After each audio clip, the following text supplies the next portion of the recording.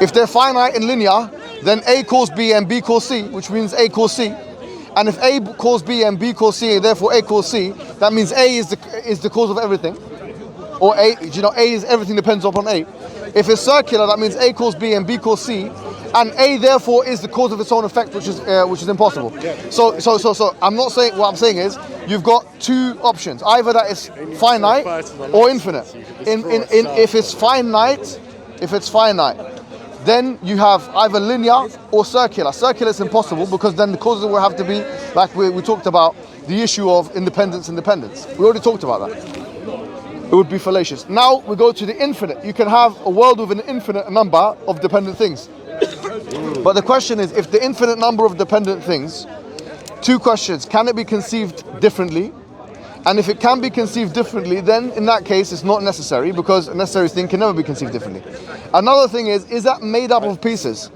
If it's made out of pieces, then if you remove or add one dependent thing or add a dependent thing into that set of dependent things which are infinite, then you would be contradicting. This would disqualify it from being necessary, because something which is necessary cannot have anything added or removed from it. Anything that is susceptible to addition or subtraction is contingent. The universe is susceptible to addition or subtraction, therefore the universe is dependent. The same thing can be said of an infinite universe. I say the same thing of an infinite. If you have an infinite multiverse, anything that is susceptible to addition or subtraction is dependent. An infinite multiverse is susceptible to additional subtraction, therefore an infinite multiverse is dependent. So you have no choice but to go back to something which all dependent things must depend upon, and had that not been the case, there would be no dependent things. That's why my proof, therefore, of the fact that they cannot be dependent things is that with dependent things, depending upon dependent things, either finitely or infinitely, you can never have an explication for the preponderance of anything. That's my argument. Yeah, but we both originally agreed that there has to be a necessary thing to prevent that beautiful that chain of dependency. That's what we need. So yeah, we've exhausted. You've just explained all the reasons why there needs to be a necessary being. We already agreed about that at the beginning of this debate. But there's two things here. Is that necessary thing? Yes. But then I did ask it, why can't it be contingent? So I fully accept. No. But one more thing. Okay, I agree. It's a stupid question. It does. It's not a stupid question. There has to be a necessary being, like a foundation to stop that regress. After everything you just said then. After everything you just said now, do you retract that claim that the universe could be that necessary thing? You go Spinoza. What? You can go Spinoza. Yeah, so the universe is the necessary being, and it is not subject to. I know Spinoza. I know what he said. He just explained to you he just explained to you why the universe can't be the necessary thing based upon it being contingent. No, it can't be a necessary thing. Spinoza because doesn't have any attributes. answers for this. I've read his literature very well. On other things. Yeah, The universe the universe depends on other things. That's why he was excommunicated from Judaism. Well, if we define a necessary thing as that, no, it can't. Brilliant. Yeah. So your don't know's gone now. Yeah. Yes. Okay. Great. There we go. We're here. All right. So if the universe is not the necessary thing, and an infinite multiverse cannot be the necessary thing, the question is now we have a necessary thing which is not the universe and not the infinite multiverse.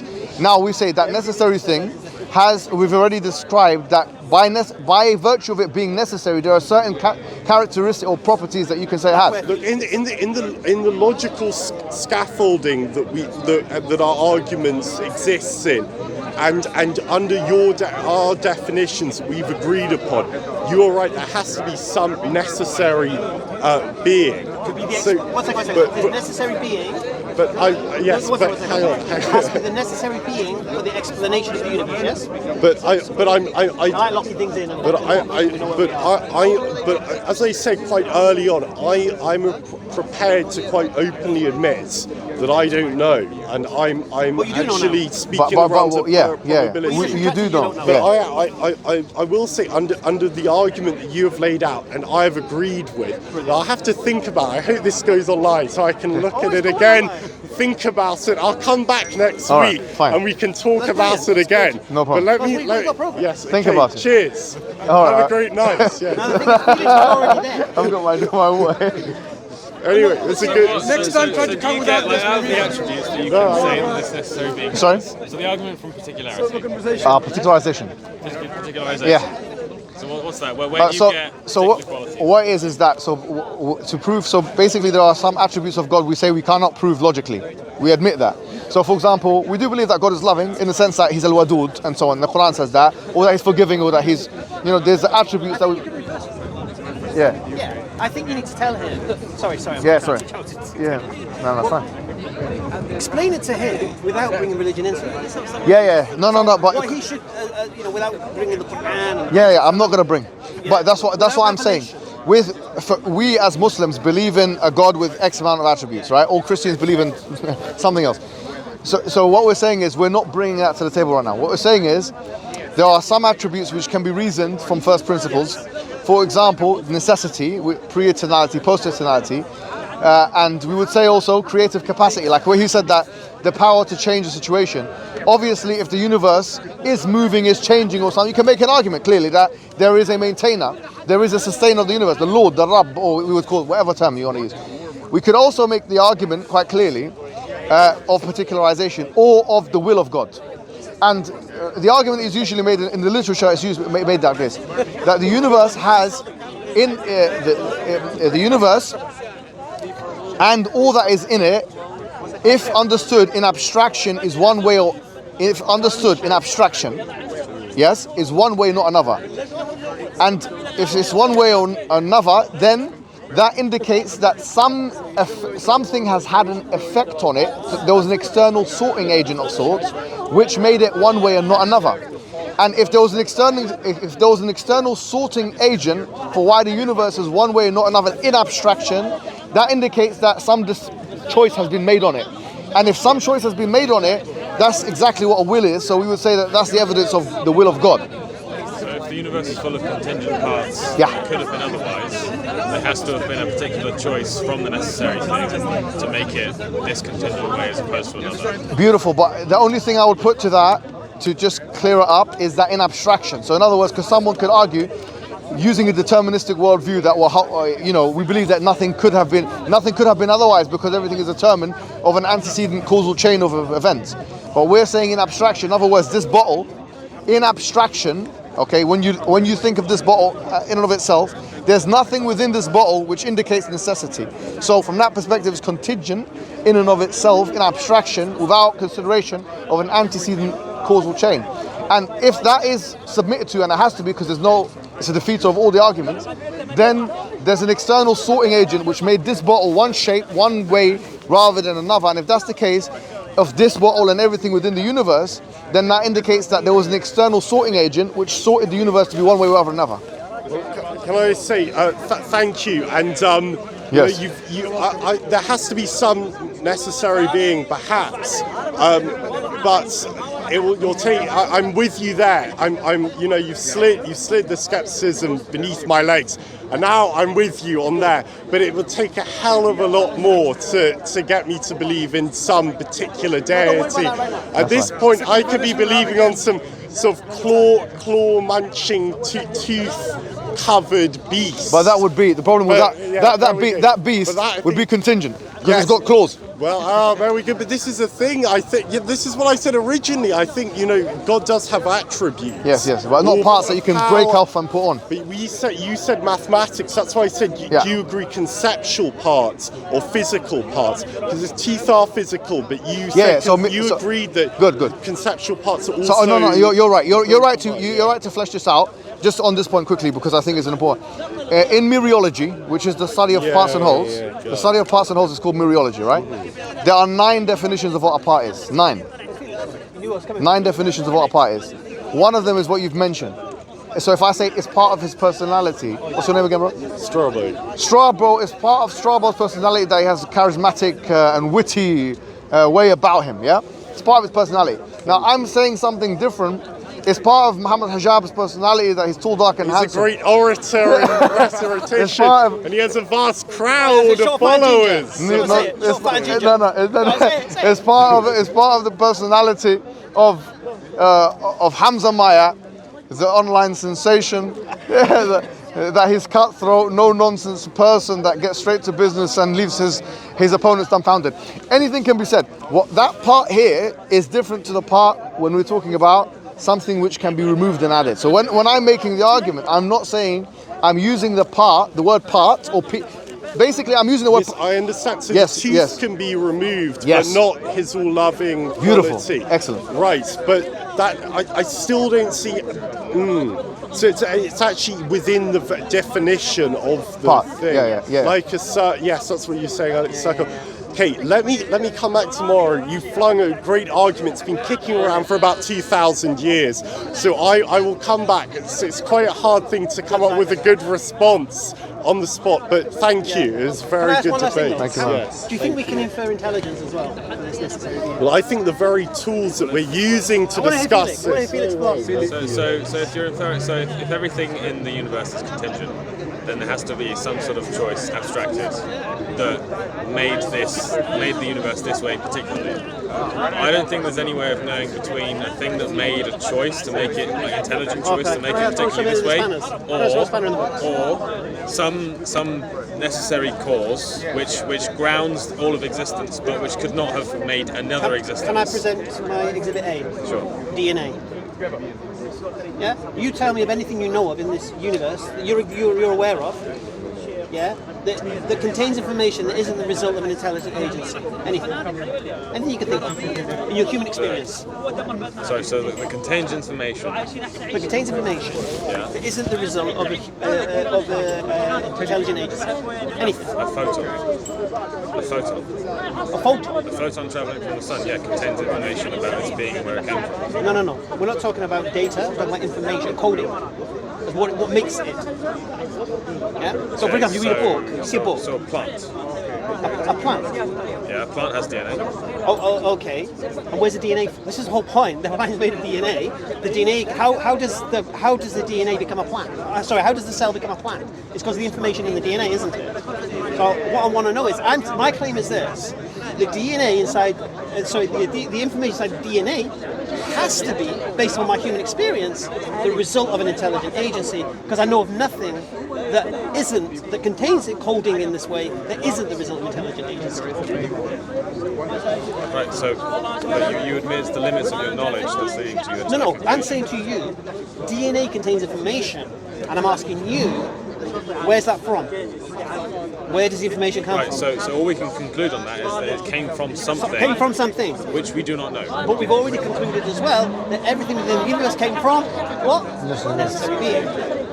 Therefore, if we find intelligence, where's the intelligence come from? Yeah. I don't think there's a way of knowing between an intelligent being that made things this way as opposed to another, or something that made things this way. Can I recommend a book for you to read?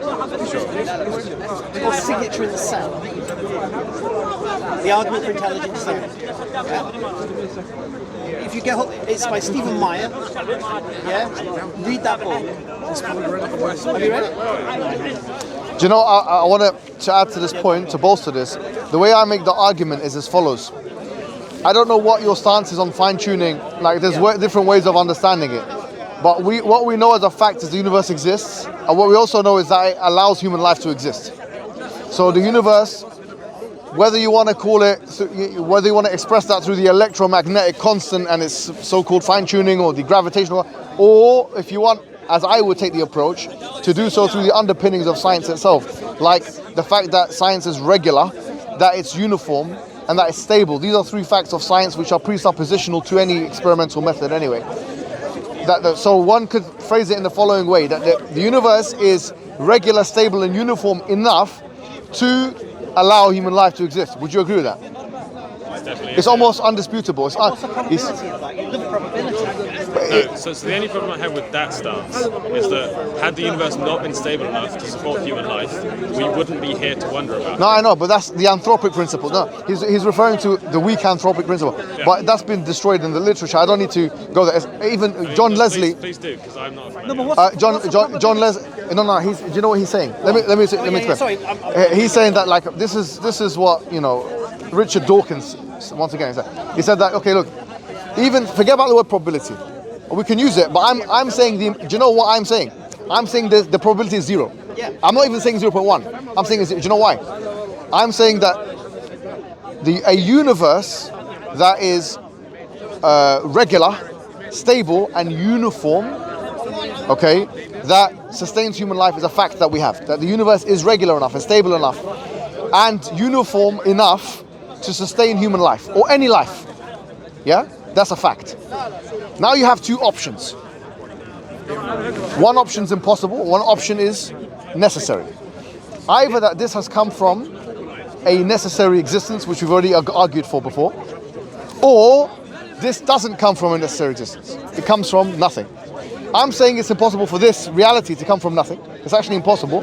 Yeah, where we disagree on whether or not that was a choice or not. Yeah, but we have the particularization argument for that. Yeah. So that only shows that if everything here is contingent, then it must have come from a choice. If every constituent of the universe is contingent, then it must have been chosen intelligently to be this way. Yeah, exactly. That's what we want. That doesn't rule out the possibility that everything right now is necessarily as it is. Okay, great. I'm happy you came with this because I considered this and thought about it. Necessity of things within the universe is not a disqualifier to the fact that it comes from a necessary existence. Let me tell you why. The category of necessary fact is different from the category of necessary existence. I'll give you an example. I agree. Yeah. So one actually presupposes the other. 2 + 2 = 4 is a necessary fact. Whether you employ a nominalist framework or a conceptual one, or you believe in a Neoplatonic one, you have to accept that 2 + 2 = 4. And that's necessary. There's no way of manipulating that reality. However, that necessary fact, that 2 + 2 = 4, is contingent on the existence of necessary things. And so the necessary existence, in the category of existence, you have the necessary existence. In the category of facts, you have many necessary facts. In other words, all necessary facts depend upon the necessary existence because existence presupposes the expression of facts. Yeah. So for what I'm saying is, even if you say the universe is necessarily this way, we wouldn't actually disagree with you. We would say if it's necessarily this way, it's not a choice that's dichotomous or trichotomous or otherwise aside from the choice which is that the universe, it relies on the necessary existence. In fact, it's in line with that because you can have something which is necessary in the universe, but only so because it's depending upon the necessary thing. Yes. So in other words, this bottle. If you have a necessary being and a contingent universe, you necessarily have a choice to make it that way instead of another. If you have a necessary being and a necessary universe, then there's the possibility that that necessary being created it that way and could not have done otherwise. Say that one more time. So if you have a necessary being and a universe which is necessarily this way, then there's the possibility that that necessary being had no opportunity to choose otherwise, that it necessarily created the universe as it is like this. I accept, but here's where we need to be careful because, as I say, this bottle is contingent in the way I was very careful to say the word in abstraction. In and of itself, this bottle, there's nothing about it which is necessary. There was some time, it has a lifespan. The fact that this bottle had an inception contradicts the fact that it's necessary in and of itself. However, that the fact... A necessary being or a necessary fact? A necessary a necessary thing. Whatever this bottle is, entity. The fact that it had a start. Yeah, that means in and of itself, this bottle is not necessary. This bottle as a whole is not eternal. Yeah, exactly. But the fact that that bottle came into existence at the moment that it did. Yes. Why is that? Contingent? No, you're right. That isn't. We're saying that there's two perspectives. From one perspective, this bottle is contingent. From another perspective, if it's connected to the antecedent causal chain from a deterministic perspective, or to the necessary existence, then it actually becomes necessary. Yeah. So it's necessary in and of it's contingent with respect to itself, but necessary with respect to its connection with the necessary existence. Yeah. So does that make sense? Just to finish off. Therefore, even if we say that the laws of nature are necessary, they cannot be necessary in and of them, or as a result of themselves. They have to be necessary in respect to the necessary existence, or the antecedent causal chain, which we would say ends with the necessary existence. Does that make sense? So there's two aspects of it. In and of itself, in abstraction, this bottle is contingent. But when connected to the necessary existence, it's necessary. We believe in something called, as Muslims, qadar. I'm not going to bring religious concepts, but we believe this bottle, from one perspective, is contingent. It's actually our belief. So this is sorted out. From one perspective, it's contingent, but from another perspective, it was always meant to be. Because God, He decided for that. When God decided, then there was no other way that this bottle was going to be except for that way. So there is a kind of, not determinism, we are compatibilists, determinism that we do believe though. You see what I mean? But the point is that even if we say, the reason why I'm mentioning this is because classically the fine-tuning argument, like William Lane Craig and those guys, when they make it, they say that it's either chance. This is my question. Yeah. Do you believe the universe is deliberate or accidental? So you mean deliberately it's this way and it has to be this way? No. The universe came into existence deliberately, or it came into existence accidentally? I don't think we can know. Right. So if it came into existence deliberately, accidentally, what are the chances it would be the way it is? I'm not Because sure. you'll make the probability. I'm not sure we can know that either. Well, no, but So if accidentally, then how many ways? All right, then how many it could ways, have been. How many ways? So one over the number of ways. It could If we're have been. talking about an accident, sorry, I know. No, it's cool. Because we're talking about an accidental universe, let's take that as a perspective. You don't know either way, so let's look at the accidental idea. But one over big, one over huge. Well, there's more. I think there's more particles in the universe when it comes to the zeros that would be on that probability. Yeah, but it's still a number that's greater than zero. Yeah, but okay. If I ask you a very simple question, who wrote the works of William Shakespeare? Was it William Shakespeare, or a guy claiming to William Shakespeare, or was it a billion monkeys on a billion typewriters writing over a billion years? It would take longer than a billion years. Okay. Is it probable? Is it zero or is it possible? It's possible that it was. Well, right. It's possible. It's possible. Well, no, because the number of monkeys that have been alive aren't sufficient for the amount of time we've had. I think you're making his case for The it. point I'm making is very, very simple. The odds of a billion monkeys, over a billion Having years, written the works of Shakespeare, the works of Shakespeare, is the same probability of this universe fine-tuning itself by accident just to create life, support life. Okay. That's the probability. And your mate, Strabo, what's his name? Strabo. He came here. It's more probable that the universe is a product of itself and created itself, and there is no creator and all of these things. And these are the probabilities you work for. And it gets worse when you look at the probability of carbon forming in stars accidentally. And it gets even worse about the probabilities of the single cell creating DNA. Creating the DNA randomly mutating for something beneficial. You've got that. You've got the probability in biology that's absurd. You've got the probability in chemistry, which is absurd, and the probability in physics. Yeah, so had the laws of the universe been even slightly different in some respects, life would not be sustainable. That's one way of making the argument, and that's fine. And he's being generous with you because he's saying that there's some possibility. I'm saying that it's impossible. Because I'm saying. Okay, but why? So if it's even slightly possible, the fact that it did happen is the only reason that we can sit here and wonder about why it did. No, but you're going to the anthropic principle. The only circumstances in which we can even ask the question, how probable was it that this was created by accident, are those in which that small probability came to actually. No, but all right, either that small probability happened random chance, or it's deliberately made the way it is perfectly from the beginning. Okay, sure, but you're still set there 50-50 either way. No. No, it's definitely not 50-50, yeah? How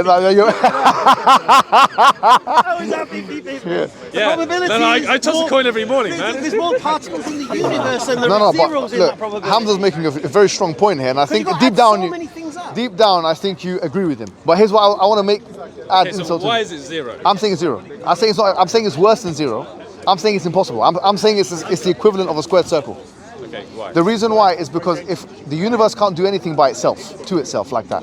In other words, what I'm saying is when we say classically, the way that the fine-tuning argument has been made, when I was growing up, the way I've heard it being made, is that there's three options: either it's necessity, or it's chance, or it's what do you call it? The third thing is that it's creation or causation or something. Yeah, that's something. Causation, where's trouble? Also, or creation or something like that, or design. That's these are the three. There's either design or necessity or What's the difference between design and necessity? That's a good question. That's my question, actually. When I was at university one time, I had a conversation with a very famous Christian academic called Alistair McGrath. And I said to him, I had a conversation after one lesson, and I said to him, look, I don't necessarily agree. I was checking my work with him. I said, I don't necessarily agree that there's a difference between necessity and design. Because as we've just described, if the necessary existence designs something, it becomes necessary. So there's no dichotomy between necessity and design. So already, one would have to justify the why we're choosing A over B in that situation. So already, you can have necessity and design already in the same space. When it comes to chance, I actually think chance is impossible. Because what are we saying here? The universe is regular and stable and uniform to the extent whereby we know that human life or any life exists within it. How can that happen? Either it comes from nothing, which is impossible because something cannot come from nothing, or it comes from itself, which entails a self-contradiction because something cannot self-create or generate. Something cannot self-generate, yeah, like that. Or, no, but we don't say it's self-generating, we're saying it's always been like that, necessarily, because if it generates, it indicates non-existence to existence. Forget one of the qualities of the necessary being is eternality. Yeah, so it's not self-generating in that sense. I know what you're saying, but it's not self-generating in the sense that it didn't exist, then it existed. So it goes back to this trichotomy.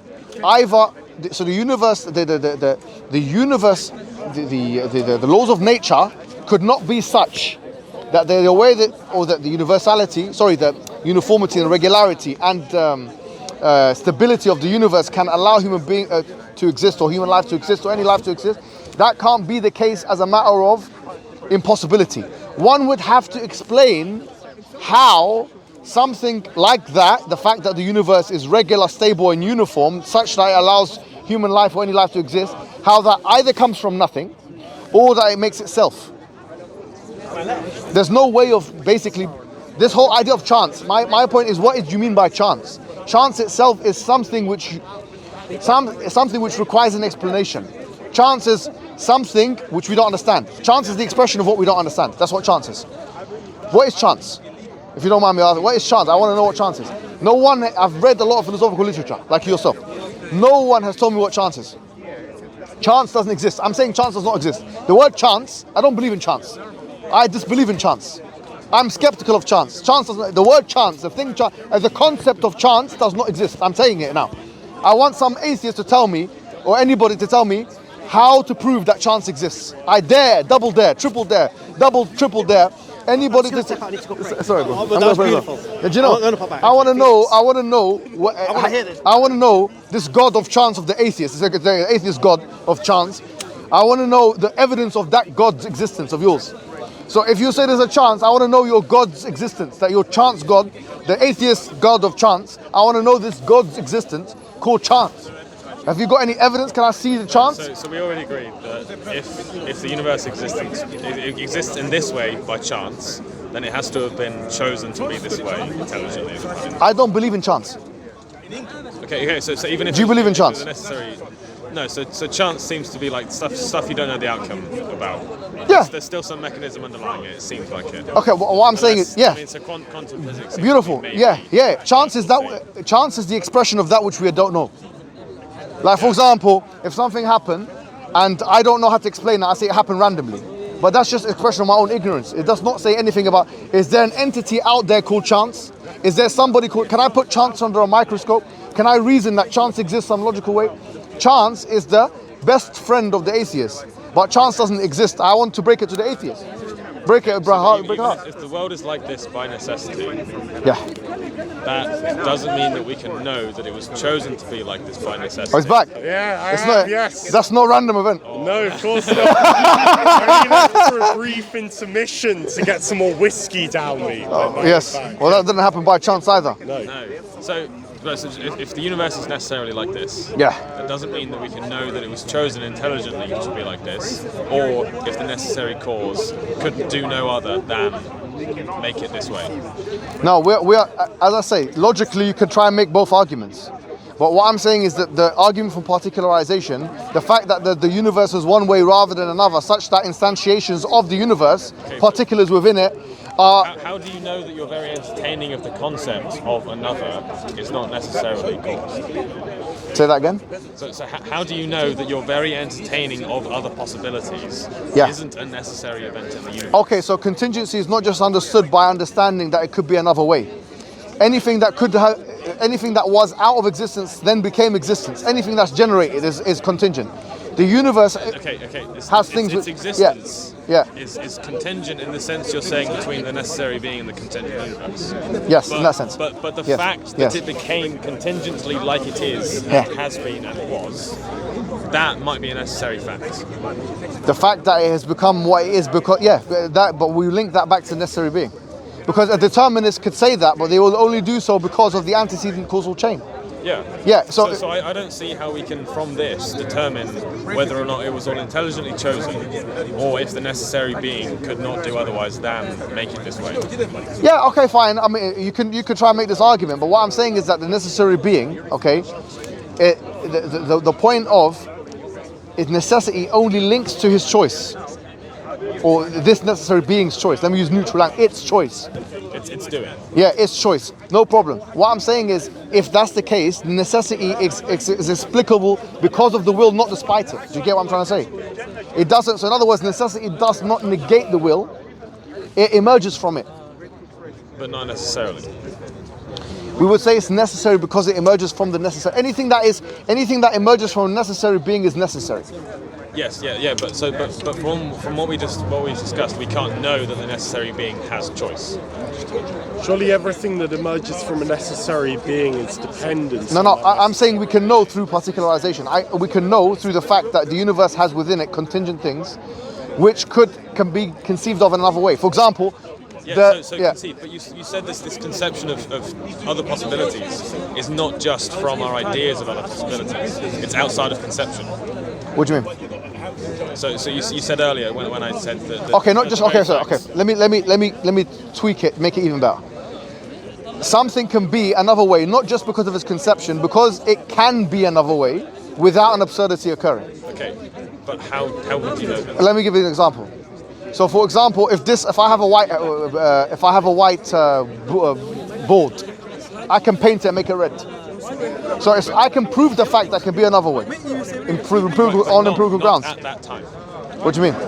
So right now there's a bunch of different causal processes that have determined, in a certain sense, that this water bottle is here. Yeah. Okay. Fine. And then, but when you move it from left to right, it's a bunch of other different causal processes that determine that it's going to be there at that time. Yeah. So you're bringing time into this. I say time is irrelevant to this. And in fact, you could argue time doesn't exist. The idea of time doesn't exist, just like chance. The argument can be made. What is time? Time is distance over speed. And that's not relevant to the necessary existence. Whether time exists or not, it's not relevant to the necessary existence. No, this water bottle can't be in two places at once. Okay. So it could be necessary that it is in this place now. Just like with the whiteboard, it's contingent which colour it is. But at any one moment, it is either one colour or it is another. If I take the whiteboard out of existence, does any absurdity occur? No. Right. This indicates that the whiteboard is not necessary, because by necessity is juxtaposed or otherwise contrasted with impossibility. Or it was necessary until the moment that you took it out of existence. That's impossible. Why? Because a necessary thing can never be a necessary thing can never not be necessary at any time. So the whiteboard wasn't necessary. Yeah, what are you talking about? But the whiteboard's existence for a certain amount of time until it stopped existing. Yeah, that we already could have been necessary. No, that we agree already. Right, but from those facts, we cannot know if the universe was caused by an intentional choice or by just something that could not have created otherwise. What I'm saying is, if there are things in the universe which are contingent, such that if they are taken out of the universe, that no absurdity would occur, such that they can be proven to be contingent through generation, and or such that you can conceptualize them differently through some metaphysical process, mental process, any of those things, then in that case, they are contingent in and of themselves, necessary only because of their connection with something which is necessary. What I'm saying, therefore, is if it's contingent in and of itself in abstraction, that's evidence of the fact that some change has happened to it, or that it is the way it is because of something other than itself. And if that's the case, for example, let me give you an easy example. The egg changes into a chick, and then the chick cracks open, becomes chicken, blah, blah, blah, blah. I'm not making an argument necessarily of potential versus actual, but you can make the argument. Something which requires something outside of it in order to change indicates that the finitude of that thing, the limitation of that thing, and the contingency of that thing. And the universe as a whole exhibits those traits. What I'm saying, therefore, that the universe, okay, is contingent because of that, and that, number two, something is acting upon the universe. Something is acting upon it. Now, if something is acting upon the universe, it's acting upon it to be A rather than B. Because okay, so this is where I'm not getting this. So yeah. Why? So because of all of these things, it's they're contingent beings. They can exist without the universe going into some logical error. Why does that mean that it was acting on it in such a way to be A rather than B? Why is B even a real possibility? Why can't it have been the case that A was the only ever real possibility? Okay, B is the act. I get your question. Could only ever have been to make A. I understand your question. It can be A. No. A over B is a real possibility in abstraction. Meaning, if I were to conceive of the thing which has been changed, or has been generated, and or can be conceived differently, that thing in abstraction, without connection to any necessary being in and of itself, that thing, yeah, is contingent, and or has something acted upon it. Yeah, something. But then the choice only exists in abstraction. Yeah, what I'm saying is that since it has those traits, A over B, yeah, which we know, there's nothing necessary in abstraction of a bottle being this shape. I could squash it. I could squash this bottle. I could squash it. You know. I don't know why I just said that 3 times. I can squash this bottle. I believe you. All right, okay. So therefore, there's nothing necessary about the shape. However, from another perspective, that it comes from like a, do you know what I mean? So I agree with you. I know what you're saying. You're right. That from one perspective, this bottle is determined. I'm saying that clearly. But that's from the perspective that is connected to the determiner. Simple as that. Yeah, but even in the sense that it's contingent, I don't think that necessitates that the thing that grounds its existence, the thing upon which existence it relies, has this intentional and intelligent will that you're okay, no problem. You're having an issue with... Yeah. Is the universe built accidental? All right, I need to pray. No, because it can be accidental. I need to pray Maghrib, yeah?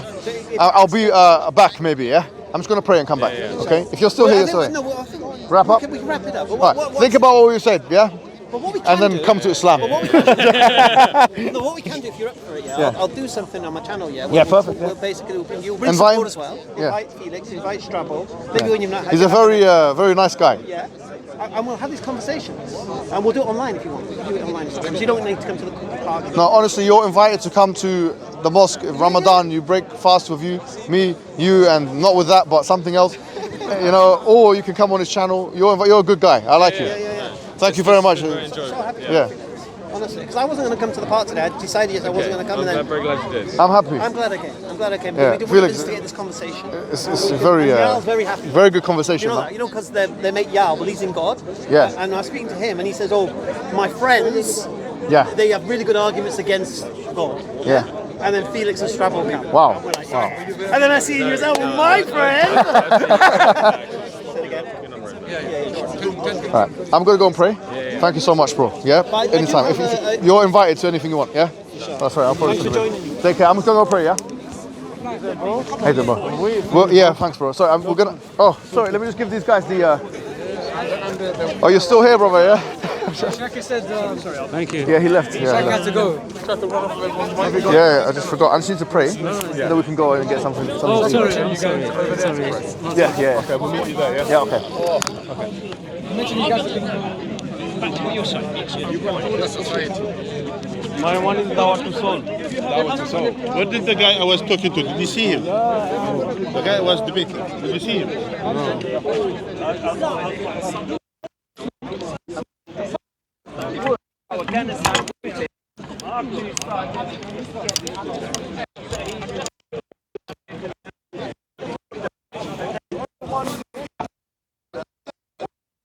Yeah.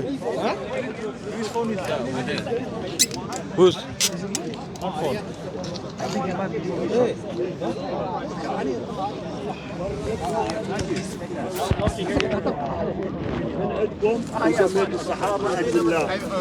understand your point, but I don't agree that. How would you then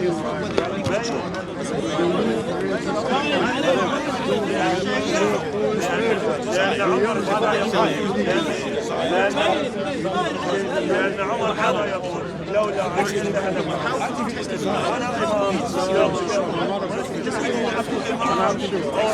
يحتاج لواحد ثاني الإمام والنبي ما يحتاج واحد ثاني هذول أبو بكر وعمر ما يستطيعون حسب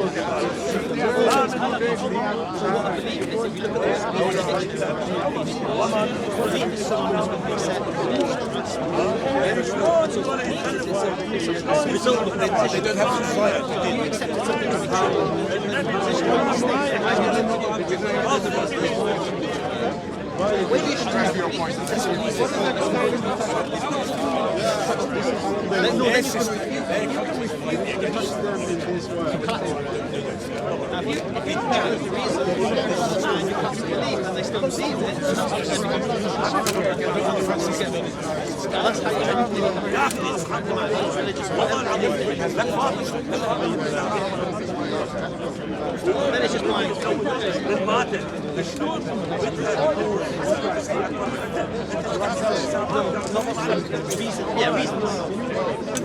Why do you believe this? I think the one I always use.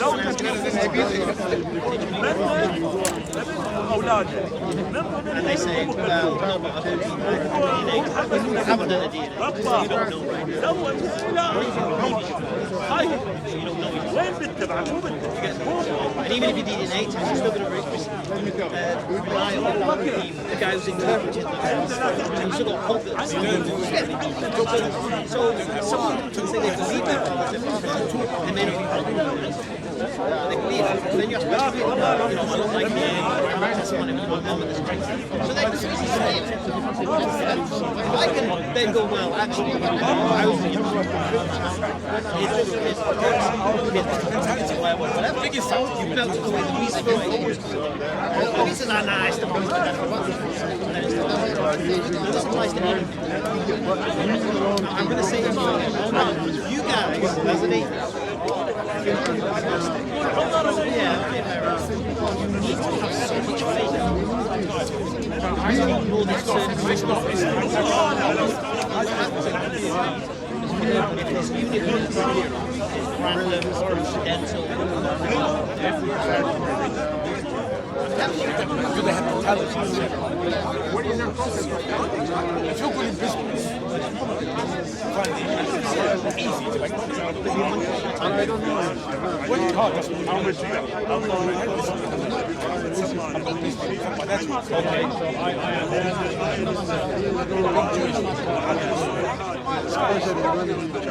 No. I haven't done science today. In the future, even the science of the gaps. Science of the gaps.